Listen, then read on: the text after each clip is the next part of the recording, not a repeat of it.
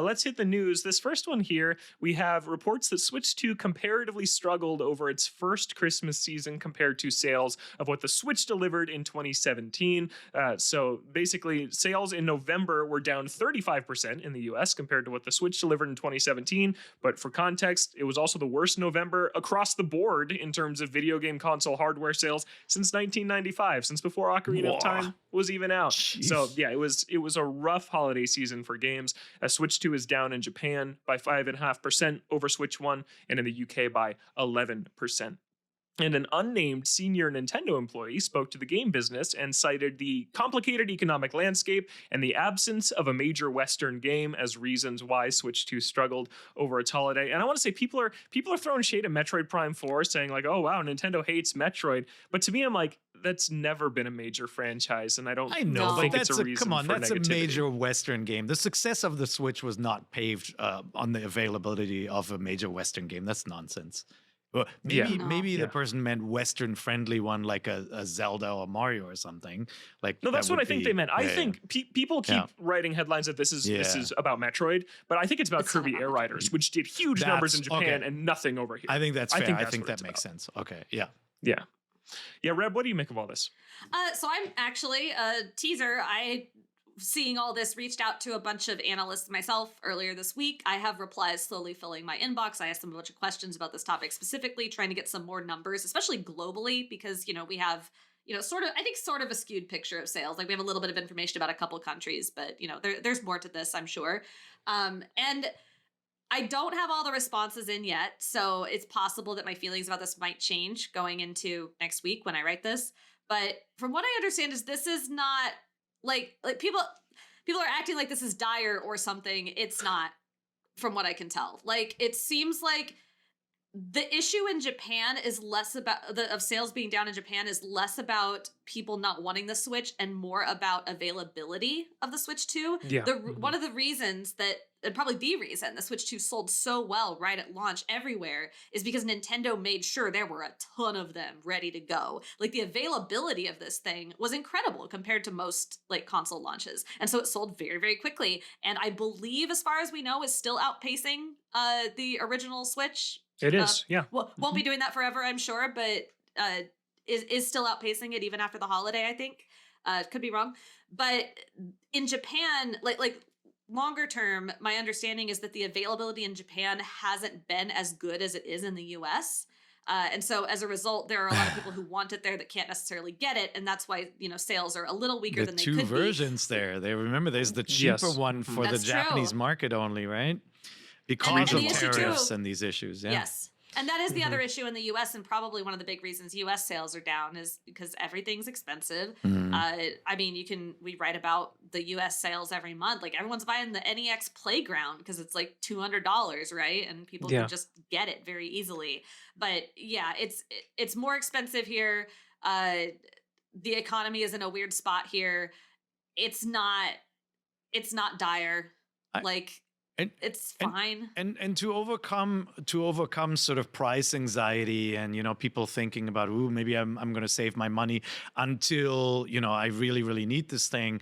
With the Switch, everybody talked about Breath of the Wild, right? Like it was this sort of, just like with the Wii, where everybody is like, oh my God, you got to play this bowling game. It's like, it's crazy. Like you'll not believe how this tennis or bowling game controls.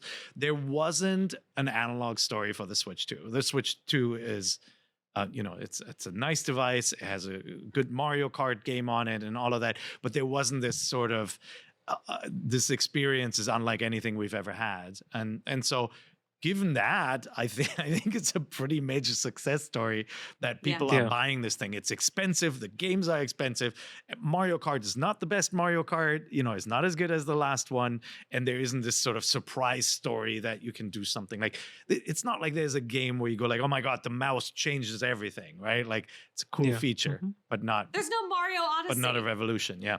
There's Which a DK I don't say to Bonanza. I don't say to denigrate DK Bonanza, but that was earlier this year. It was not it was not a November game. Like all the people that were very excited about that game bought it earlier this year. Yes. So there's not a holiday game to make the sales happen over the holiday. Yeah.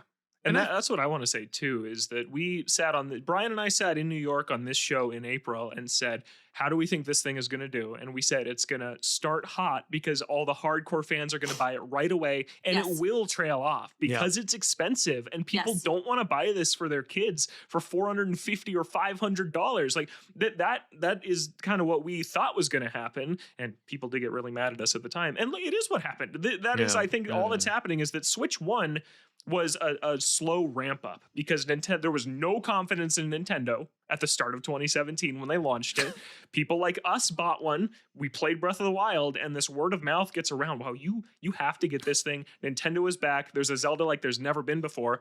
And that's why Switch 2 crushed Switch 1 sales in the first 3 months, is because it was slow. And here we had a ton of stock, a ton of demand from longtime Switch players, and now we're seeing it kind of trail downward instead because it's reversed this time. And I think it will result in a first year for Switch 2 that is on par or even ahead of Switch 1's first year.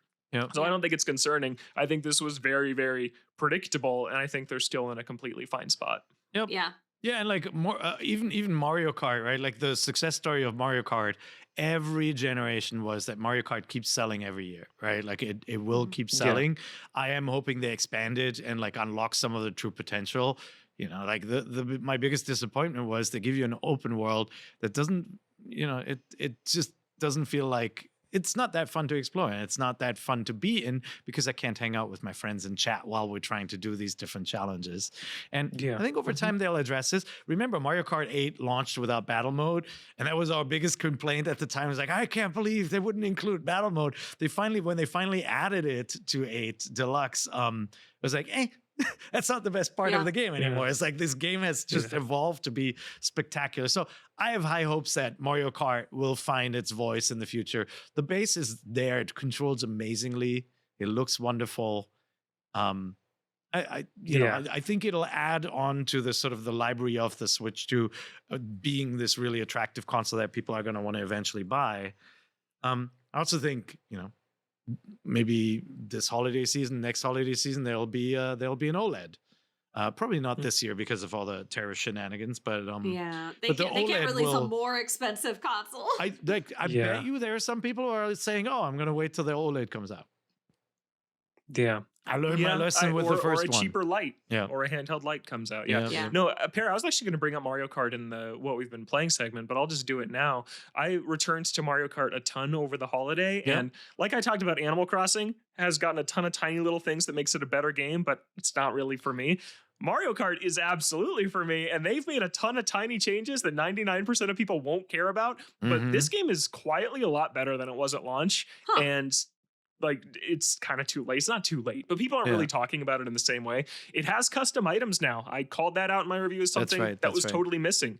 You can group up with 4 friends and play Knockout Tour online with strangers now, which was my biggest complaint about this game. Last night, me and my friend played 6 Knockout Tours online together with a lobby full of people, and that is like the best Mario Kart can be, is playing Knockout Tour with a full room of 24 people and your friends. Like they added not a jukebox yet, but they've added that when you pause, you can see what the song is and what game it's from, which is just a nice little touch that should have been there maybe on day one. Like they've added 10 or 15 tiny checklist items that have made this game, it's inching towards what it should have been at launch. And I'm very happy with the changes. Yeah, I have high confidence, like because the base is really good. What's there is really, really good. And it'll just keep getting better. And I do hope they do a track pack season pass type strategy like they did, because it was always an incentive to go back in and you go, oh yeah, this game is really good.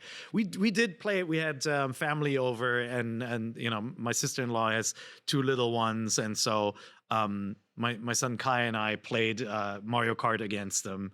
They're getting quite good, the little ones, and it was super fun. Then we played Smash Brothers, and I'm like, oh yeah, they have this other franchise they haven't spoken of in many years. I think the future for Switch 2 obviously looks very bright. There's Mario's, there's Zelda's, there's Smashes, we'll see. Yeah. Yep. Yeah, and then looking ahead to the future a little bit, President Shintaro Furukawa spoke to Kyoto Shimbun, a newspaper in Japan, and talked about the volatile RAM market because of AI data centers who are buying up all this stuff. and this could lead to a price increase. Right now, Furukawa's calling it hypothetical, but we've kind of been reading between the lines a little bit. Nintendo is maybe considering a price increase after this fiscal year, which ends on March 31st. I wouldn't be surprised if that happens. And Nintendo also basically talked about tariffs and said that our basic policy is to recognize tariffs as a cost and pass them on to prices as much as possible, not just in the US, but they're also talking about carefully considering that this is a crucial period for our game business as they promote the adoption of new hardware and maintain the momentum of their platform. So yeah, last year was a tough year to launch a console, and we've talked about it a lot, and we're still feeling those ripple effects too into this year. I still think Nintendo is better off than Xbox and PlayStation are going to be, because like if last year was a bad year to launch a console, I don't know when they're planning on launching theirs, but this year's not going to be very good. Next year seems like it probably won't be very good either, and who knows if 2028 will be any good. So yeah. PlayStation seems to be finding its footing finally in Japan, so I think things are looking a little up there. But yeah, it's tough, you know. Like we'll see what happens with Xbox. That one is definitely the toughest one. I'm sure they have nightmares and wake up in the morning going, volatile RAM market. I mean, it's real, right? Yeah. I once again I'm very happy to be on this podcast right now, and I don't envy my illustrious colleagues over on Unlocked right now, because I imagine that's a pretty tough thing to talk about every week. I know. Yes, because we get to talk about things like Mario Tennis Fever, which just got a big overview trailer. This is the next first-party game now that Animal Crossing is out. It is out on February 12th, and I sent this to both of you as homework. Did you all do your homework and watch this trailer? No! I did. Oh, okay.